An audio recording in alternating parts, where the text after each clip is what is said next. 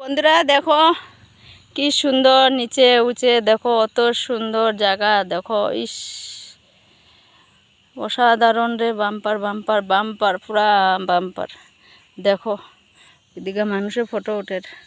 প্রচুর রাস্তা main road ওই যে আরেকজন বাইকের উপর আমার অপেক্ষা করে আমি কয়েকটা ভিডিও লইলাই এরপরে যাইমু ওই দেখো কি সুন্দর সূর্য উঠছে দেখো বৃষ্টি আইতে পারে আর প্রচুর গরম দিছে এটা কইবার মতো নাই। আর বন্ধুরা সবাই একটু ঠান্ডা জল শরবত সব কিছু খাইও কিতা পরিমাণে গরম দেয় এটা মানে